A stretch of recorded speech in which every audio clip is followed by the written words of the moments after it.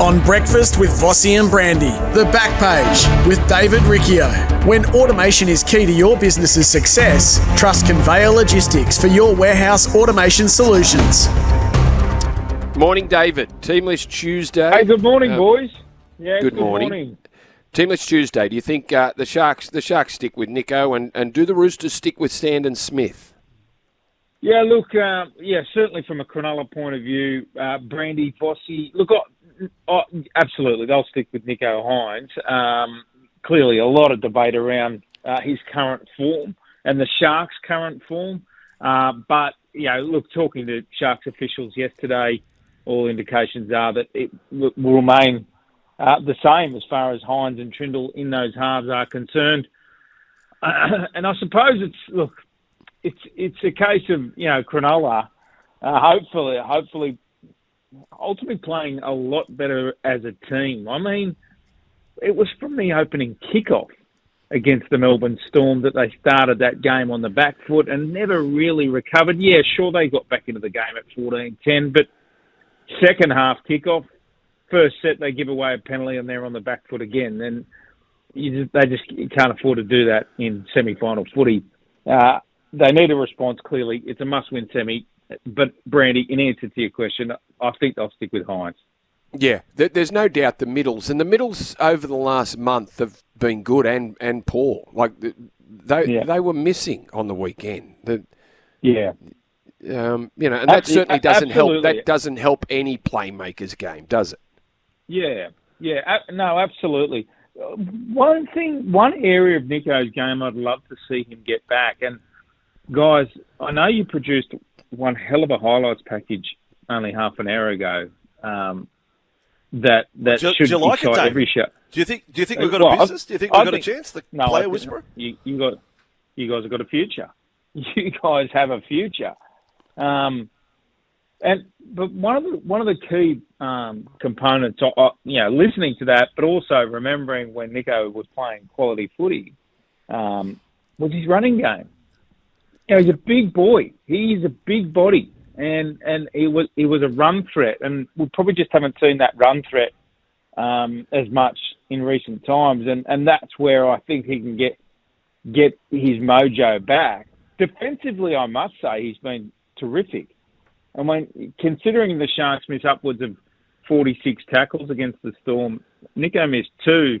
There were a lot of guys that missed a lot more than that. I think defensively he's right in the game.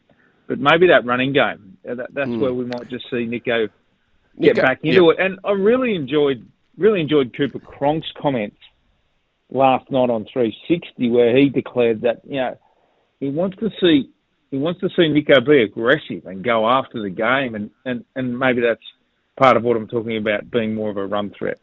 Yeah, well, I guess there's some hesitancy in his running. He's just not sure when he should be running or not, and there's no doubt when Nico's playing good, he's very good down that short side where he runs direct. A lot of it, David, at the moment is just drifting sideways, and that makes it hard to run. Like unless you've got a good turn of speed, unless you can change things up on what you're doing, if you're just drifting across the field, Nico's not quick enough to get around a defender.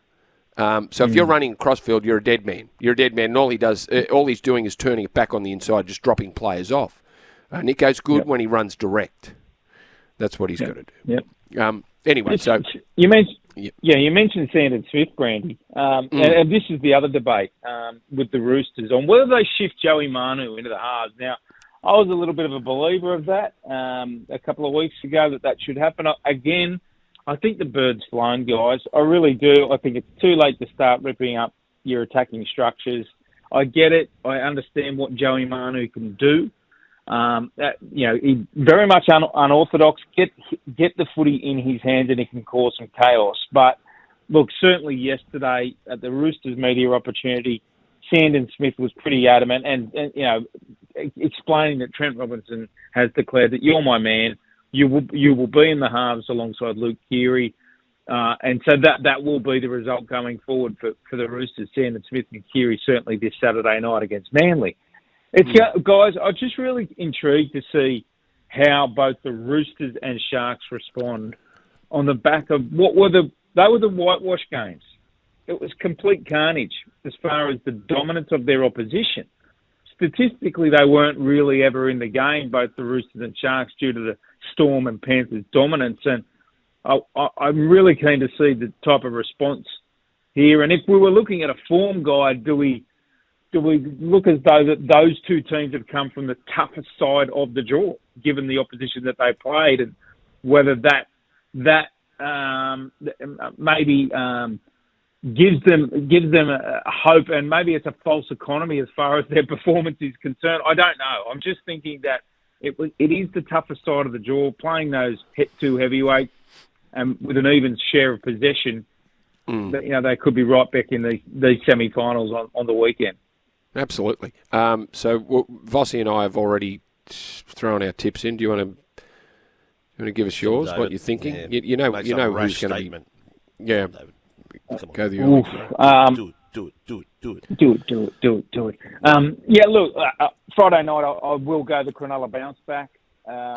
Again, I'm big on getting an even share of possession, and if they can do that, I think the Cowboys defensively, guys, if you have a look at the top 8, and granted they've improved in more recent weeks, but they have the worst defence of any top 8 side. And I think if you go even further, the defence pushes down to about the 13th team. So defence is a worry for the Cowboys. I'll tell you one thing, though. They have a lot of origin players and they can pull out a performance.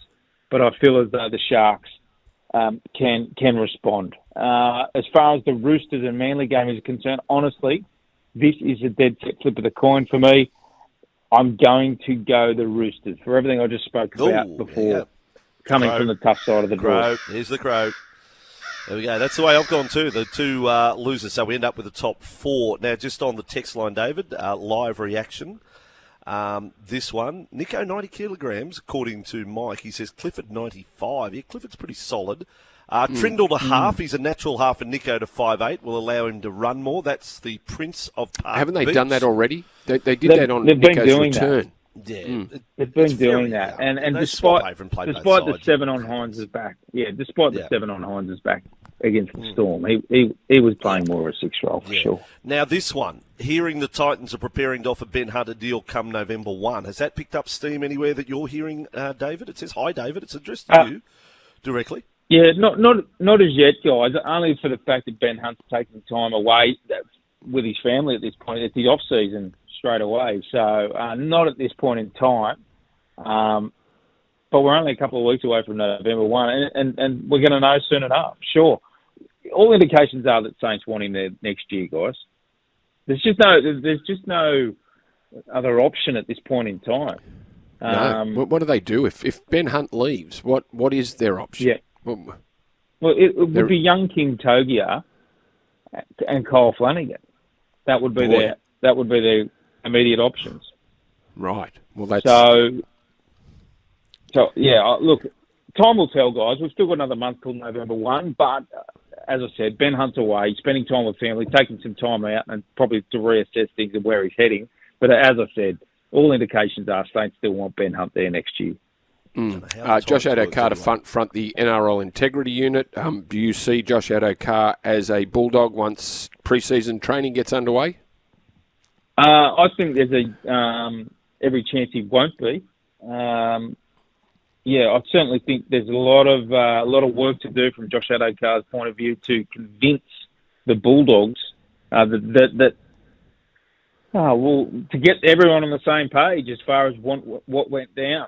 And how it got to this point in time where in the week of the club's most significant week in 8 years, a spotlight fell onto the club that was so unnecessary and took away the focus of the team's preparation, leading to Phil Gould's 17-minute press conference last Tuesday. Now, he's got some work to do. And in answer to your question, time will tell, Brandy. But can I ask I a feel hard like question, though, David? Can I ask a hard question here?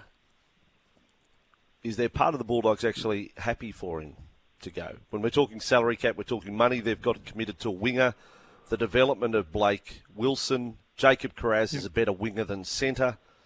I know they've lost Jarrell Skelton, but they've got a pretty good crop of, like, they've made the under-21s grand final now, Jersey Flegg. Are they thinking we sort of don't need Josh Addo-Carr at this money? And forget about what he's going through now, but if you had to make a business financial decision, you're not that worried if he goes. Is there part of that? That's possibly? Yeah, absolutely.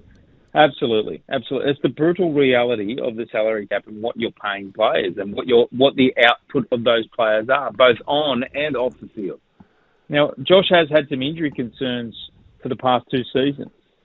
And even before this indiscretion, there was debate around whether they're getting value for money of around $500,000 for a winger.